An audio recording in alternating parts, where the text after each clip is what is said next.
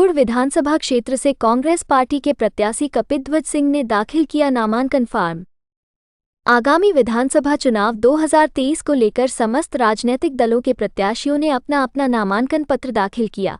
इस दौरान गुड़ विधानसभा क्षेत्र से कांग्रेस पार्टी के प्रत्याशी कपिध्वज सिंह ने अपने समर्थकों के साथ रीवा कलेक्ट्रेट पहुंचकर नामांकन पत्र दाखिल किया। देखिए एनवीजे समाचार की पूरी रिपोर्ट। समर्थन तो भरपूर मिल रहा है और सबसे बड़ा मुद्दा तो जो गुड़ विधानसभा क्षेत्र में भ्रष्टाचार और अत्याचार है, इससे यहाँ की जनता मुक्ति पाना चाहती है। साथ ही गुड़ विधानसभा क्षेत्र पूरे मध्य प्रदेश में भारतीय जनता पार्टी की जो जन विरोधी नीति और रीति है, इससे भी जनता मुक्ति पाना चाहती है। हमारे क्षेत्र में मूलभूत सुविधाओं का अभाव है, यहाँ रोजगार है नहीं, जिस कारण से यहाँ की जो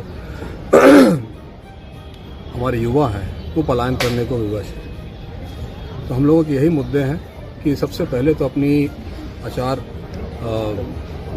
फाउंडेशनल जो हमारा ढांचा है उसको मजबूत करें और उसके बाद आगे जो नई नई योजनाएं हैं, नए एक्सपेक्टेशंस हैं, उस पर हम लोग काम करें। एक बेरोजगारी एक बड़ा मुद्दा रहा। सोलर प्लांट होने के बाद भी स्थानीय लोगों को रोजगार नहीं मिला है, तो उस पर क्या पहल की जाएगी?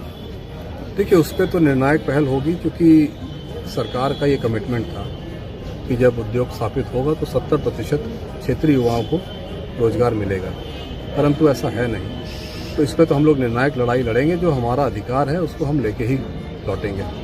गुड़ क्षेत्र में सतत आप संपर्क में हैं, लगातार जनता के बीच हैं, क्या भौगोलिक जो ढांचा है गुड़ का अभी तक कैसे मतलब गुड़ क्षेत्र को आप समझ पाए हैं? क्या ज्वलंत मुद्दे हैं गुड़ के और जनता क्या अपेक्षाएं करती है, क्या पूरी नहीं हो पाई है?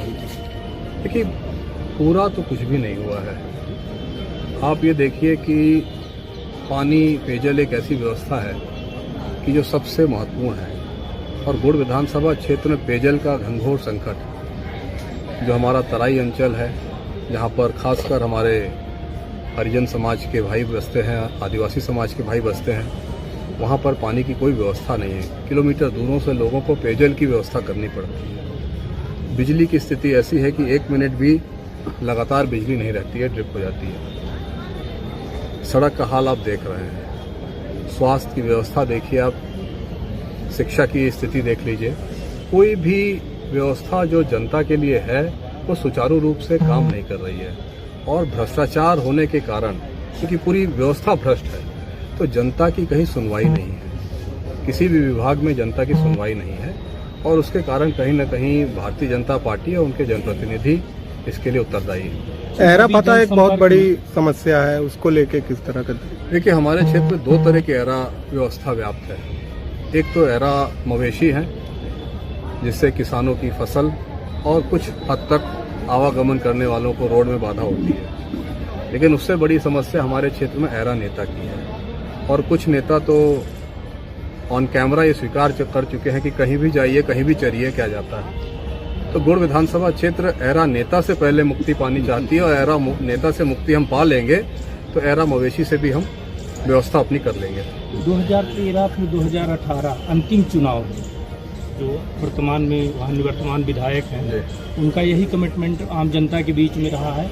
2023 से फिर मैदान में जनता के बीच आप लगातार जा रहे हैं, किस तरह से बातें जनता के बीच से निकल के आ रही हैं? देखिए, जनता को उनकी बातों पर भरोसा नहीं है, क्योंकि मंच से यदि असत्य आप बोलते हैं तो फिर आप पे भरोसा कौन करेगा। खैर, विषय ये नहीं है कि वो सच बोलते हैं, झूठ बोलते हैं। विषय ये है कि क्या कोई 85 वर्ष का व्यक्ति, कोई भी हो, क्या वो जनता की सेवा करने के लिए मेडिकली फिट है? क्या वो दौड़ सकते हैं? क्या वो भाग सकते हैं? 85 वर्ष की उम्र में लोगों की स्मरण शक्ति घटने लगती है, लोगों को स्वास्थ्य की परेशानियां आती हैं, और ऐसी परिस्थिति में आप भारतीय जनता पार्टी इस तरह उनको नहीं करना चाहिए। गुड़ विधानसभा क्षेत्र में ऐसे नौजवान प्रत्याशी भी हो सकते थे और क्षेत्रीय प्रत्याशी भी हो सकते थे। ये बात समझ से परे है कि भारतीय जनता पार्टी ने एक ऐसे व्यक्ति को क्यों चुना जो 85 वर्ष के हो चुके हैं और जनता की सेवा करने के लिए असमर्थ है। महिला आरक्षण को लेकर भाजपा बहुत बात करती है, लेकिन इसी योजना को टिकट नहीं दिया गया बीजेपी से। देखिए, भाजपा तो खुद ही स्वीकार करती है कि हम झूठ बोलते हैं, जुमला चुनाव के समय हम जुमले फेंकते हैं। तो भाजपा के कमिटमेंट पर अब कोई भरोसा नहीं है।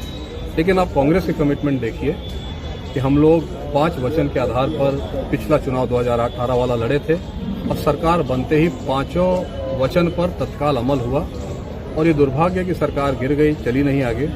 लेकिन वो सब मुद्दे जो जन हितैषी थे भाजपा की सरकार बनते ही बंद कर दी। अपने फोटो के साथ बॉडी के साथ